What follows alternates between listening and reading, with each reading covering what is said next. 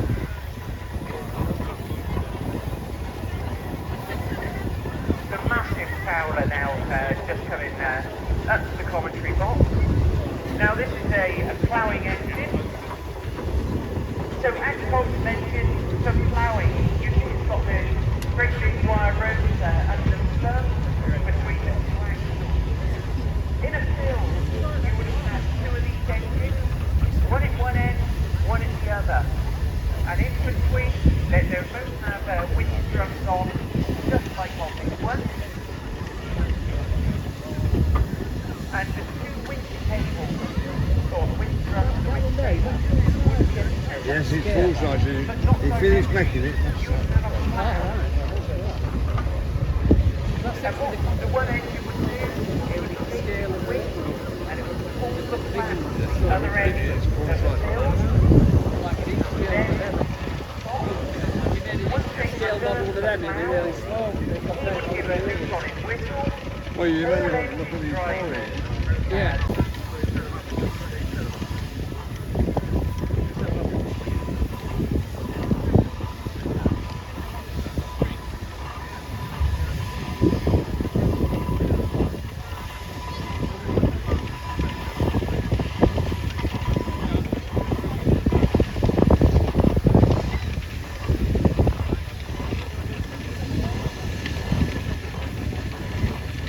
Owning a steam engine is very much like owning a car or a lorry where you've got to undergo annual testing. Steam engines are what you could call a travelling bomb, because if you don't have the right your car tires, and when they go bang, I've never witnessed one go bang, a steamer, but I have seen the pictures, and it's not a pretty sight. So they've got to undergo annual boiler testing. So pressure testing, ensuring that the brain cells go off, so that if they don't get the pressure, then it moves just the roadie that has the road roller now. Roadie boilers, there's a song about roadie boilers. Roadie boilers are dead. But I think every machine there, every owner will take them in. I'm sure there's going to be a selection of these steamers from this weekend. Straight after the show here, we'll be making a sort of 270, 280 mile annual pilgrimage down to the Great Dorset Steam Fair. Owning these machines, as you can appreciate, is a very expensive hobby. Not only is it something that you can't just pop behind your car on a trailer, it's something that requires a lorry for transport. And you don't want any transport company just transporting your machine, because it's specialist kit, and if anything goes wrong, they are absolutely priceless. And then we've got the final one of the full size, the Fowler, and how prominent is that on the show field? It's grandeur.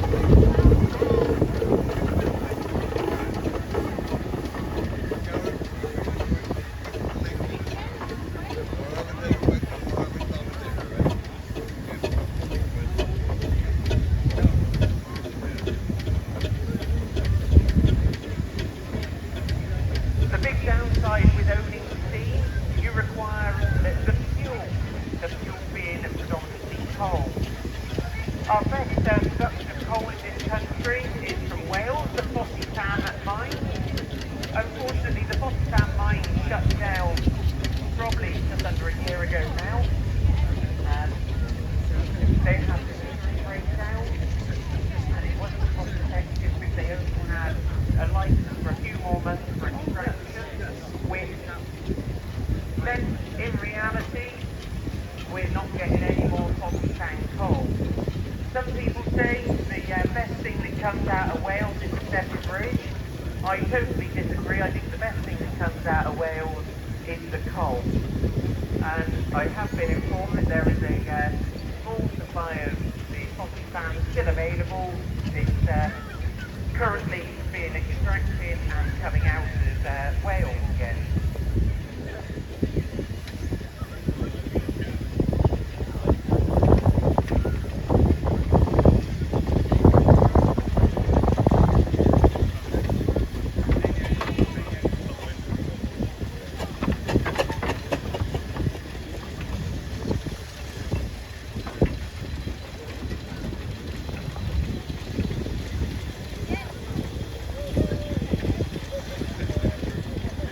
Then we've got the first of the scales, the Garrett just coming past the commentary box now.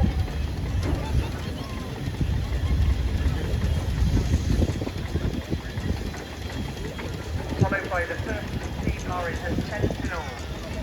Now Sentinel, they were based in Shropshire until about 1950, so wartime, then they moved their production to Shrewsbury, and then they were finally succeeded by Rolls-Royce in the 1960s. So Sentinel produced these steam wagons from about 1906 until somewhere in the mid-60s. power and performance that you get from these lorries, we might have a demonstration of the actual speed that you can get up rather rapidly. When we've got a clear run in the arena, you might be able to demonstrate to you what the capabilities of these steam wagons really are. We'll have to have moving room in to get room. Yeah, you are right. Oh, not out of the way, but just to get there. Otherwise you might get too. The other big manufacturer of steam wagons we must not forget, Bowden. So back until the 1960s, Sentinel and Bowden really did dominate the steam wagon market. And then in 1947, Sentinel Shrewsbury was produced, was inaugurated, producing their range of diesel lorries, so the Sentinel wagons.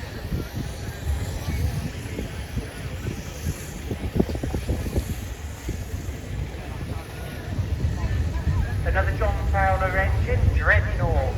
Now, whenever I see Dreadnought name come up, I always think of the Buster Caravan Company, the Dreadnought Motor Traction Company. We will come and talk to some of these owners and drivers very shortly. I'm sure they're all smiling if they want to talk to you. I know we can. Yeah, you are. So some of you may think that if you're wanting to break into the steam world and have a steam traction engine, that scale is the way to go because it's easier. It's smaller, so it's got to be easier. I can tell you for a sure fact, to have a smaller engine is a lot more hard work than having a big engine because they do run out of fuel that much quicker, and also tending to the water is also a massive problem.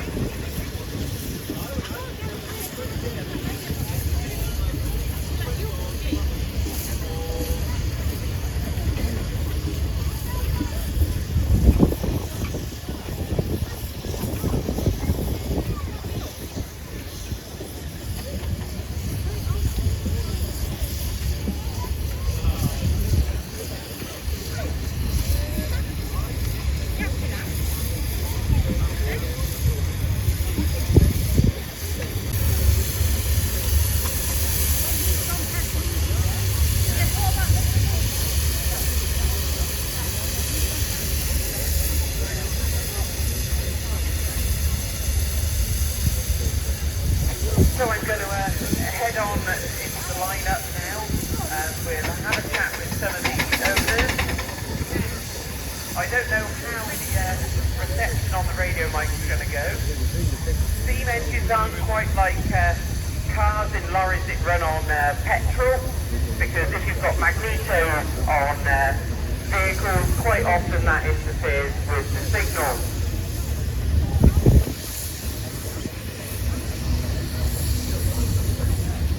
I am going to apologise to the people on the front side of the arena because it does appear that there's speakers that are lacking along this edge. We will turn it up a little bit, or I'll go and have a word with the sounds engineer. But we won't be able to go too high because otherwise we'll end.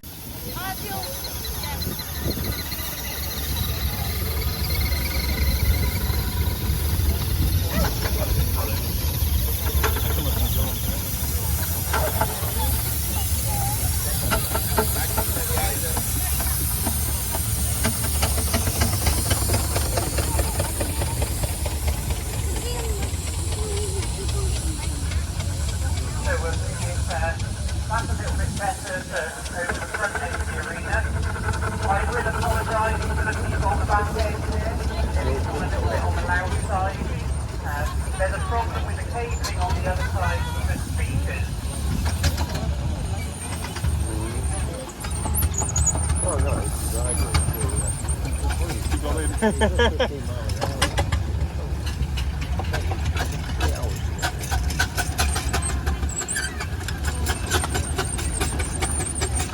One thing that you will notice, or smell at least, is the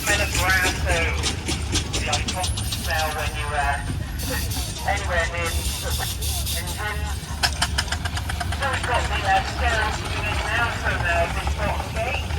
As I said earlier, scale model or scale engines are based on the foot. So if you've got a 6-inch, it's half size. If you've got 3-inch, it's quarter size. Now we've got a fantastic little steam wagon coming past myself now. Followed by the full traction engine with a couple of trailers behind.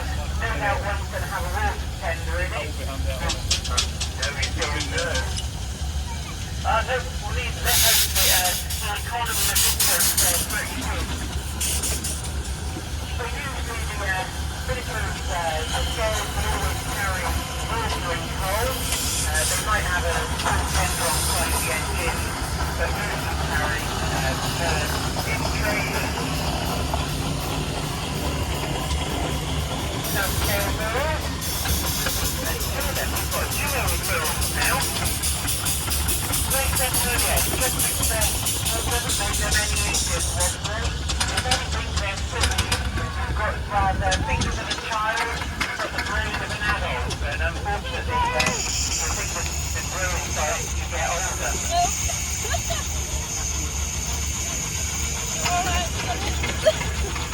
We will be having a version of as we line up. I would say, we're going to line up on the edge to the side. So there's that perfect selection from Bill, Garrett, McLaren, Sentinel, Foden.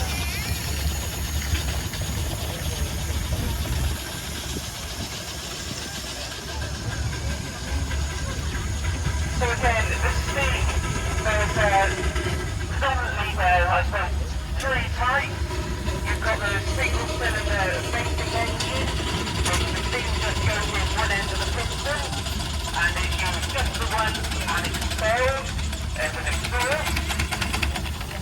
Then you've got the double axle engine, where you've got the steam goes into both ends of the piston, so they counteract against each other, producing more power for your money.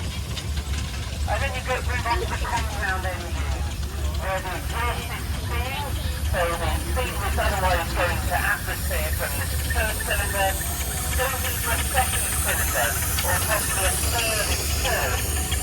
Each of the successive cylinders, as you work down, then becomes a bigger cylinder, but lower pressure.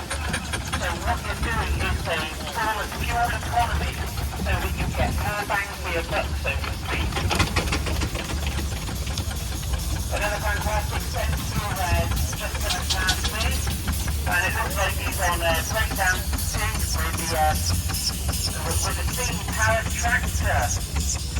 Now, I've seen 2 of these steam powered tractors over the last 2 months at rallies, and the smile on the chap's face on this little tractor here just goes to show the enthusiasm of the future of the preservation. Future preservation is in the making, and it's so important that we encourage the next generation. The next generation aren't enthused. We end up with all these fantastic exhibits and more that end up being into a shed and forgotten about. So the future of preservation is the next generation, which is the younger generation. So in any way that we can get the next generation to come on board is absolutely vital.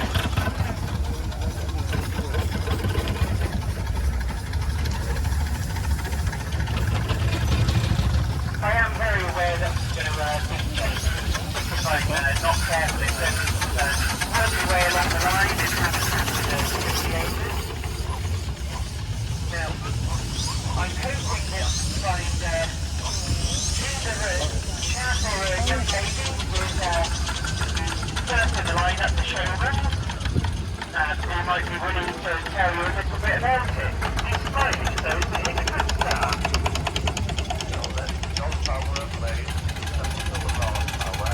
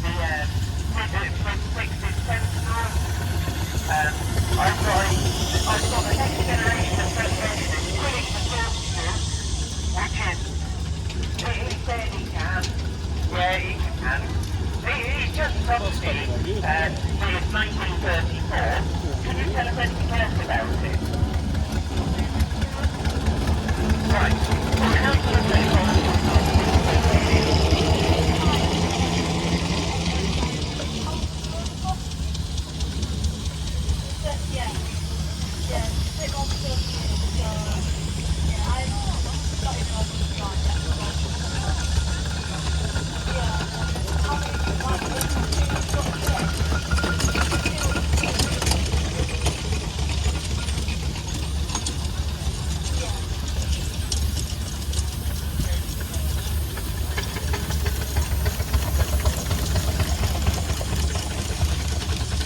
yeah, this is a general story of a lot of this equipment that we see here over the weekend.